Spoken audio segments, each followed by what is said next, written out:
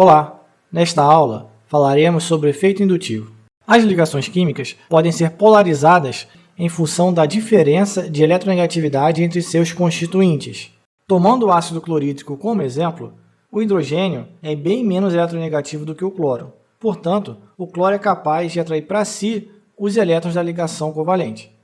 Essa diferente distribuição eletrônica produz cargas parciais entre o hidrogênio e o cloro. O hidrogênio que perdeu densidade eletrônica assume carga parcial positiva e o cloro que ganhou densidade eletrônica assume carga parcial negativa. Isso pode ser representado pelo momento de dipolo.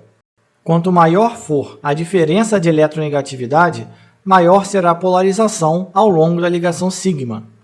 Se a polarização for grande o suficiente, as cargas parciais podem se tornar cargas formais. Vamos agora avaliar como essa polarização acontece ao longo das ligações, tomando o metano como exemplo, em que todas as ligações são simétricas. Isso faz com que seu momento resultante seja nulo. Se nós substituirmos um dos hidrogênios pelo grupo nitro, haverá um momento dipolo na direção do grupo nitro. Isso fará com que o carbono assuma carga parcial positiva, e haverá um momento dipolo resultante nessa molécula. Substituindo agora dois hidrogênios por dois grupos nitro, a carga parcial no carbono fica mais intensa, assim como o momento dipolo resultante.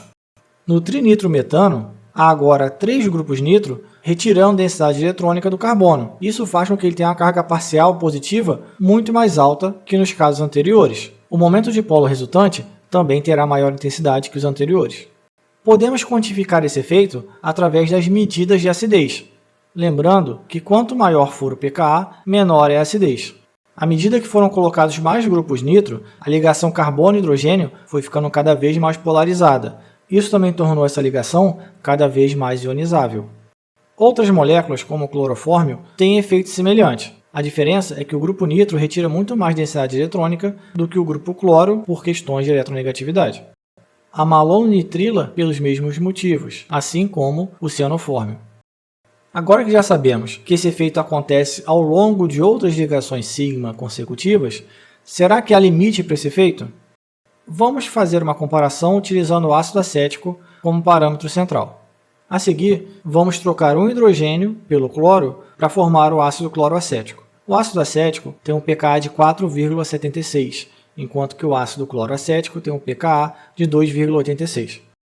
A partir de agora, vamos adicionar carbonos ao lado da carboxila consecutivamente e ver esse efeito no pKa.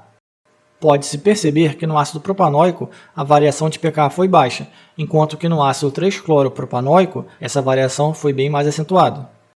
Ao adicionar mais um carbono, percebemos novamente que a acidez do ácido de baixo diminuiu bastante.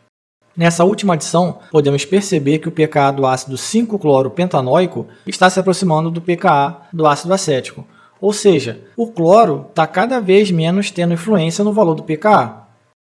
Dessa maneira, podemos perceber que o efeito indutivo acontece ao longo de várias ligações sigma, porém, ele só é efetivo até 3 ligações de distância. O fluxo eletrônico sempre vai no sentido do elemento ou do grupo mais eletronegativo.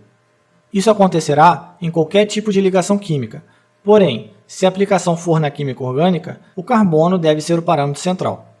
Como a diferença de eletronegatividade entre o carbono e o hidrogênio é pequena, o efeito indutivo também é, e às vezes esse efeito pode ser desprezado. Há outros casos, porém, em que esse efeito é importante, como nas forças de London.